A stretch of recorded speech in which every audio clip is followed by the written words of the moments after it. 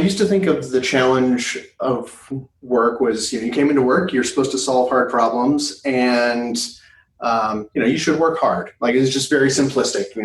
If you work hard, you'll do good work. And now I understand that so much of our work days are having to deal with things that are outside of our core work. The work that we consider to be the good work that we should work hard on. And it's actually really, really hard to find the space in a normal workday to work on the things that are really going to be gratifying in the long term. Hello and welcome to episode 108 of the Digital Mindfulness Podcast. I'm your host, Lawrence Sampofo. Joining me today is Robby Macdowell. He's the CEO of RescueTime, which is a platform that helps people and organizations focus on getting meaningful work done. In this episode, we're going to talk about the transformative effects of becoming more aware of your digital habits and why we could all use much more of this awareness in our lives. But before we begin, I want to welcome you to the Digital Mindfulness Podcast, where we bring you the best teachers and thought leaders from around the world to discuss how time well spent digitized experiences can help improve human society and the world at large. If you're new to our show, then the best place to find out much more about us is to visit digitalmindfulness.net, where you can find a collection of some required listening shows, where we discuss everything from digital wellness to persuasive technologies, behavioral design, the Internet of Things, and much, much more. So enjoy the show with Robby Macdowell. Hi, Robby. Welcome to the show, and thanks so much for being a part of Digital Mindfulness today. Thanks. Glad to be here. So, Robby, introduce yourself to the audience, because the RescueTime project is something that I've known about personally for many years now. For me, you were one of the very first tools that really inspired me to start digital mindfulness. So I'm wondering if you can tell people about your journey to starting RescueTime and what it is exactly. Yeah, so it actually goes way back. And I think it's a collection of things that I noticed about myself as I got into my professional life that I don't think are terribly unique. I think everybody has some, if not all, of these realizations over time. But started back in the early 2000s. I was a self-employed web designer that did a little bit of front-end coding. And it was my first time being self-employed, doing freelance work. And so having to manage a client list and keep up with all of the billable hours. And one of the things that I noticed really quickly is just how much work it takes to be able to bill clients for a certain number of hours. And I ended up working, and there was a couple of years where really all I did was work. I remember, weeks where it just seemed like, the normal start to my day was at 8 a.m. and the end of my day, I'd leave the office at 11 p.m. at night. And so just wearing myself out. And that was one of the reasons I ultimately got out of freelancing. I just said, I can't do this. I'm just working so hard. And then at the end of each week, I have, 20 billable hours to show for it. And it just doesn't match up with the effort I'm putting in. And at the time I thought, that's just a fundamental flaw in the self-employed model. So then I stopped that, moved out to Seattle, worked for a startup out there. And it was very much, startup culture, fast paced, lots of expectations. And I didn't have that same survival pressure. I was getting a salary, but I still had a number of way too many days where I'd get to the end of the day and I'd say, what did I do? Like, I don't know what the last 8 hours looked like. And sometimes that would be just annoying. Sometimes it would be embarrassing when your manager asks you for a status update. And this was a startup that ultimately went the way lots of startups do, which things started going worse and worse. And so managers start asking for more and more status updates. And being able to not have a confident answer about how I was spending my time just felt worse and worse and worse. And the place that I mentally went to was, I guess I'm not working as hard as I thought I was. And the assumptions were that, okay, well, we're pretty self-directed. We're a team of software engineers and designers, so we have a lot of freedom in how we structure our work. I must be slacking off a lot. I must be spending a lot of time on Reddit, on Facebook, TechCrunch. I must be doing a lot of stuff that's not work. And that feels really bad when your initial perception of yourself is, I think I go to work and I work hard all day. And I intend to work hard. And I think that there's something good that I can bring to this place that I'm employed by. And so it was really uncomfortable. And a few of my friends that work there, we also noticed the same things and said, we're nerds. We can figure this out. We can solve this problem. Or at least if not solve it, we can understand it better. So we built, I think it started out as Apple scripts that we just ran on our machines that would just keep track of the different things that we worked on the different applications we spent time with while we were at work. And we thought, we'll just get a nice little log of that. It'll dump out into a spreadsheet and, it'll satisfy some curiosity. And all it did was create a whole bunch of other questions when we saw the results. The first one was that, we spend almost all of our time in a web browser. So it's not particularly useful. It also reinforced a lot of the negative assumptions that that's Facebook right there all day.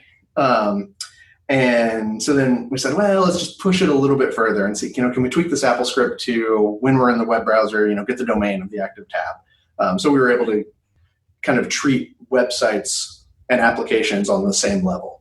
And once we did that, we started realizing that, most of the time we were doing work. I mean, there's definitely some amount of, you take breaks here and there, but it wasn't on the scale that I was afraid it was. And it turned out that there was, a whole lot of time doing work that was not the work that you would ever report in a status report. It was writing those status reports, or it was, all of the emails that go back and forth, or it was the, instant message chats with coworkers about things that you were working on. Or there was a bunch of negative space that was going to meetings that wasn't logged by this script. And so that was a pretty transformative moment for me, where I realized that, these things that I couldn't answer, that when I didn't have enough information, I would fill in the gaps with really negative judgments about myself. Actually, once I did know what was really going on, changed my perception of how I was spending my time. And so we told a couple other people that, and they said, that's amazing. How do I find that out for myself? And we said, I don't know. We can email you over this Apple script. And then a couple other people, it just kind of grew from there. We said, you know what? Maybe there's something that we could do here that's a little bit more official. And so that was sort of the origin story of RescueTime. And then we kept plugging away on it and enhancing it, and eventually made it a service that was cloud-based and a actual proper installer. So you aren't running some slapped together Apple scripts, and it will work on Windows, Mac, Linux, various other places. We added mobile later, and so it just kind of started with that premise of, if you could understand how your time is, where your attention is really going on your devices, then you can answer a lot of questions about yourself that'll A, give you the right perspective, but B, will sort of light the path forward on the changes that you want to make.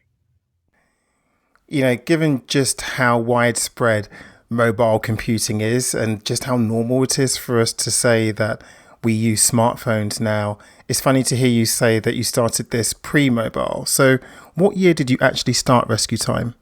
So when we were experimenting with all these things. This was right when the iPhone first came out. So adding mobile later was really like, because it wasn't a thing when we started.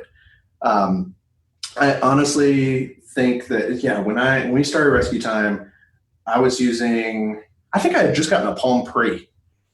Um, I don't know if you remember those, but they were actually great for their time. But they were one of the last smartphones that still had like the slide out keyboard, although I think BlackBerry brought one back or something just recently. But yeah, it was really early in the smartphone, in the world of smartphones. So it just wasn't a thing that we were thinking about. And also technically it was, hard to do. They didn't have the APIs. So it ended up being around 2011 when we launched an Android app, and we are actually still working on our iPhone app because that's the hoops you have to jump through there to get the type of information that we track are pretty hard. But on Android, we've been able to do it for a while, and that definitely, we've been able to see how, as smartphones become more and more a part of our lives, how that just adds to the amount of information that we have to process and that we have to interact with. So yeah, it's good to get the whole story. But yeah, the place we started with was our work experience. I really loved the way that once you'd written the scripts and you were able to have your data presented back to you, that it changed the nature of the discussion you were having with yourself. So it became less an emotional discussion that you were spending too much time on certain apps. And it actually became a much more pragmatic discussion you were having with yourself. Like, where do I want to spend my time? Yeah. And it's something that I've heard so many other people have a similar, they approach it with similar mindset. And I hate it. I hate that people beat themselves up over things that they feel like are things they're indulging in too much.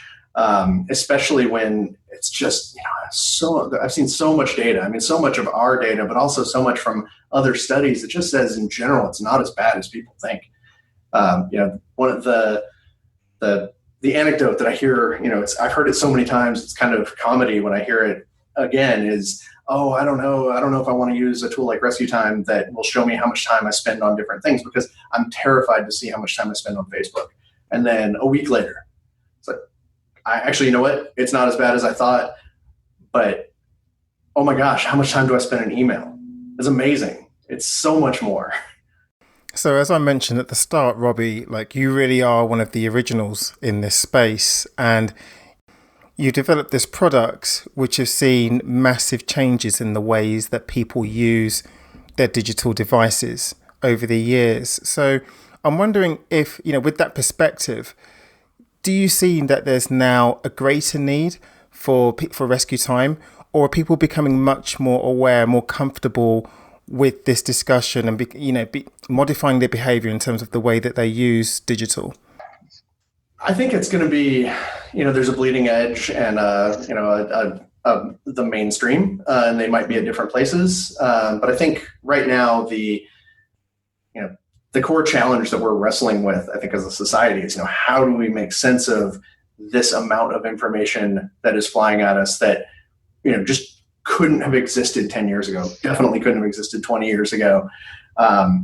And, how do we process it? How do we keep up with it and still have time and brain space to do anything other than absorb it?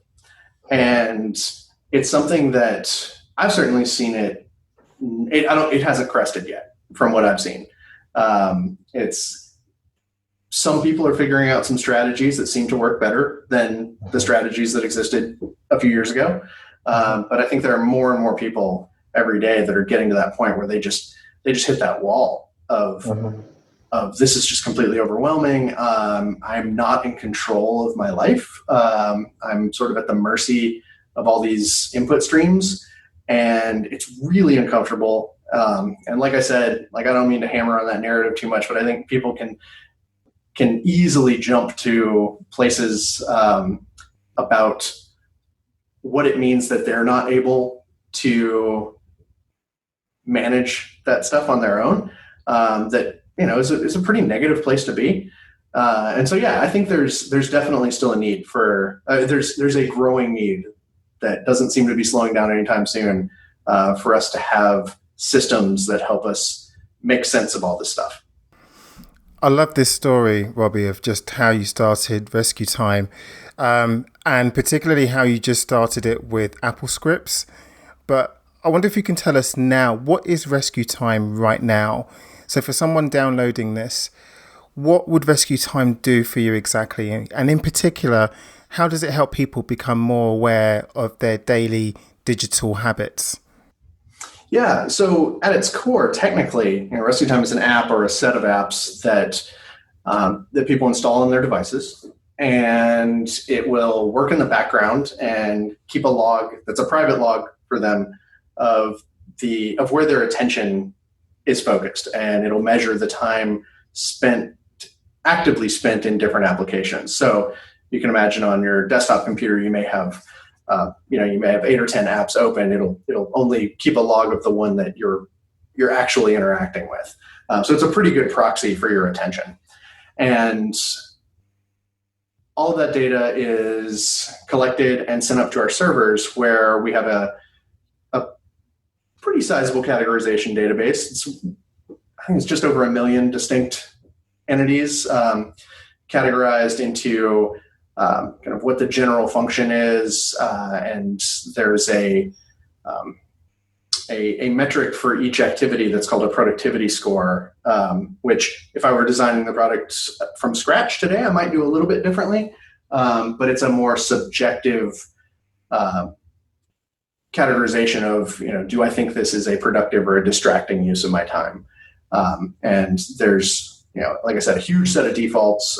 We make it very easy for people to adjust both the functional category. A great example is for someone in marketing, their time on Facebook may not actually be social networking. It may be marketing. But also giving people the ability to change, what the different activities mean to them. And so we try to get people set up pretty quickly to where their major activities, they have them categorized correctly and have the productivity judgment locked in. And then we're able to give them a whole bunch of reports. We give people a weekly email summary saying just, here's in general, here's how much time you spent with your devices. Here are the top categories. Here are the top activities. Here was the overall, we call it the productivity pulse, which is the average of all the productivity scores. And it's not something that is like a gamified, you should try to have, the scale of 1 to 100. You should try to be pegging it out at 100 all the time, because that just doesn't seem natural. But the way we try to present it is that, it's a baseline that will rise and fall, throughout the day, throughout the month, throughout the year. And it's a good thing to be aware of where you are. And then we're able to show you, when things have changed. Your productivity pulse has spiked this week. What happened? Or, oh my gosh, it's cratered. It's dropped 20 points. And so the main goal is to give people hold a mirror up to them and say, here's actually how you were spending your time on your devices. And then where we go from there is there's several feedback loops. You can set goals, and you can review you can track your progress over time. There's real-time alerts. I have a number of these for myself that have really kind of transformed how I transform my days. So I have one every 30 minutes of time and communication. I'll probably get one while we're on the call here, but one of the first things I noticed about myself is I spend way longer in communication apps than I expect to every day.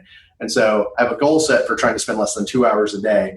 And then I have throughout the day, I have every 30 minutes of time that gets logged in either email or Slack or Zoom, Google Hangouts, cumulatively. So these things all add up in small doses, but I stay very aware of how that time is building up throughout the day. And then the other thing that is a major part of the system is distraction management. So we have a feature, it's called Focus Time, that when I find myself getting pulled in a bunch of different directions, I can just turn it on, and then it's the main thing is distracting sites that are categorized as distracting. They get blocked, and so I don't have those moments that I don't know if you're familiar with, where you find yourself staring at Facebook or Reddit and you don't know how you got there because something was hard that you were working on, and your brain just said, I need something. I need a shot of dopamine that is easy. And so it kind of solves that problem. But we also, through a number of integrations, we block distractions in other ways, or we manage distractions. So it's not a full-on blocking, but so like when I start focus time, it sets my status in Slack to do not disturb. It silences my phone. So I won't see notifications, and the phone won't ring for a while. And then I set an amount of time. So I'll say I want to focus for 30 minutes. And then at the end of that 30 minutes, everything comes back on. So it's a nice way to just sort of, turn down the volume on life a little bit for those times when you really want to focus. So Robby, now you've been using the tool for years now, and of course you work in this productivity space. How would you say this greater awareness of your digital behavior has changed not just your mindset, but just the way that you live and work? Well, I think the big change that it made for me was I used to think of the challenge of work was, you came into work, you're supposed to solve hard problems, and you should work hard. Like, it's just very simplistic. If you work hard, you'll do good work. And now I understand that so much of our work days are having to deal with things that are outside of our core work. The work that we consider to be the good work that we should work hard on. And it's actually really, really hard to find the space in a normal workday to work on the things that are really going to be gratifying in the long term. And so that's a key realization, first of all, because you'll stop beating yourself up once you understand that. And then you will also look at your work days in terms of, not how do I power through things, but how do I intelligently make space to think, and how do I intelligently, give myself the room to have, to have those periods where I can actually focus and think hard about problems. And that's a challenge in and of itself. And so, I think that's been the biggest change in how I've approached my work days. It's not just like, I just need to get up earlier and, go to work and, just, try. It actually gives me a roadmap to be a little bit more strategic about it. I think that's really fascinating. And is that the kind of feedback that you're getting from the people that are using the app on a daily or regular basis? Yeah, it is. There's, that understanding of what reality looks like is really helpful for a lot of people. We've actually, we've been involved in some pretty interesting studies. And one of them that comes to mind is there was a study a few years ago about people's perceptions of how they spent their time versus how they actually spent their time. And it was a little bit out of context with work. It was on college students asking them how much time they spent on Facebook. And they overestimated by, I want to say it was 240%, the amount of time that, they said they were spending hours a day on Facebook. If you just asked them, hey, how long do you spend on Facebook every day? And then they measured it, and it was about 20 or 30 minutes. And so, just relying on what our normal perceptions are for how time stacks up is a little bit flawed in general. And it sounds bad to say that because it's like, humans, we're not, we can't keep track of our time or something. And it's just the nature of when you're doing lots of different things and you have lots of different inputs, especially things you do in small doses, understanding how they all stack up it's a pretty impossible task for people to do. And I kind of look at it like fitness trackers, right? Like, do you ever, could you keep track of how many steps you take a day on your own? So So yeah, that's the feedback we get is you know, a lot of people saying like, okay, I know what reality looks like now, and so now I can start moving forward. So now that companies like Google and Apple and Facebook have announced suites of tools that are designed to help people with their digital wellness, I'm really interested to know what your thoughts are on this ever expanding landscape, particularly as these tools would compete directly with what you're doing. I think it's awesome that more and more people are thinking about this, and I think it's great that there's been a growing conversation that have forced the big companies to take notice, especially when, you know, if you think about what their I guess on the surface motivations should be, it should be to, you know, that you should use these devices or use these services more and more and more, and you should be more engaged, and that there's been enough of a swell of counter narrative to that they're stopping and saying, you know what, there's actually something we need to think about. You know, what have we created here, and how do we help people manage it? I think that's great, and I think some of the features that are coming out look really promising. Certainly, some of the more in the moment interactions. You know, the fact you can on Android, I think you'll be able to just, you know, flip your phone over to silence all notifications. You know, things like that just sound like such an amazing, like, you've just made dinner time so much better for millions of people.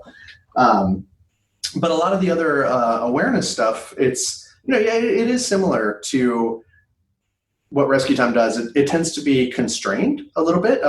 You know, Apple and Google, they're very focused on mobile. Facebook is coming out with some of these things for Facebook and Instagram. They're both very focused on the platforms themselves. And I think, you know, from what I've seen, the common thread throughout all of them that I don't love, but I think it's an understandable place that they would start, is that it is simply focused on you doing less of the thing that they control. You know, use your phone less, look at Facebook less, set a limit on how much time you're going to spend on Instagram. That's part of the conversation, I think, but, you know, it also is, I don't know, it's just hard to get excited about, because it is really like going on a diet. And I think, yeah, the more interesting question, which I've seen explanations that they've said, you know, if you can manage your screen time, you know, that opens up these possibilities and you can do all these other things. But, you know, what are the ways that we can help people actively work towards what those other things are? You know, how do we help people to be deliberate about what they're choosing to do? Obviously, a piece of that is helping them be deliberate about what they're choosing not to do. Yeah, I guess I'm kind of interested in what chapter 2 looks like as far as what those platforms are doing. This is absolutely fascinating, Robby. And I'm interested to know how you envision the future for RescueTime. How are you going to be helping the next million people? If the first part is giving people an awareness of where they are and what their attention looks like, the second part is getting them to be thoughtful about what they want their attention to look like. And part of that is, you know, asking people to pause and think for a minute and say, you know, is this, not only does this feel right, what we're showing you, but what would feel better? And if you can get people to articulate that, you know, that's something that, you know, very few people do. It's very easy to just kind of, you know, roll through life, certainly roll through your work life, and, you know, not stop and question the defaults. So getting people to, you know, actually take some time to be thoughtful about how they want to be spending their time. And then once you can identify that, then I think there are a number of ways where you can get people, there are a number of strategies, there are a number of tactics. It's not something that gets completely solved with software. There's not one app that just makes your life magically fall into place. But if you can say, you know, here are my goals for the next 6 months, or here's my goals, you know, a year from now, I would like to be in this place. you can start providing people a map to how they can get there. And so a thing that we're really focused on right now, and we have some things that will be launching probably within the next couple months, next month or two, are going to be very focused on identifying the challenges that you see with how you're spending your time on your devices, and what are the benchmarks you can set, what are the what's the knowledge you can soak up, both at a strategic, what are the mental frameworks that you can learn, but also at the tactical level, like what are the things that will just get you through the day, and being more of a repository for knowledge on things like that. So, for example, a big one we're looking at right now is communication overload, which is a huge problem, and it affects us in a whole lot of different ways. There's a lot of different input streams coming at us. It causes us to multitask throughout the day, and that makes it really hard for us to focus on doing our core work. And it's something that a lot of people feel like they don't have much control over, but there actually are a lot of tactics that you can deploy to find some way to do your work, not leave too many people hanging, not let your inbox pile up, and actually feel good at the end of the day. And so giving people a more structured path to building those skills is something that we're really focused on. So I think this is a really great time to stop. Robby, where can people find out more about you, RescueTime, and connect with you? Well, you can find out about RescueTime at rescuetime.com. And I would say also, for a good window into how we think about issues like meaningful work and, managing distractions and just attention in general, I would say look at our blog.rescuetime.com. We publish a lot there. And I would say those are probably the best ways. Well, again, I've been saying it a lot, but Robby, thanks so much for coming on the show and for sharing your insights and your wisdom with us. It's really, really fascinating learning about what you're doing, and I wish you the best of luck with RescueTime. Yeah, Lawrence, it was great. I had a great time.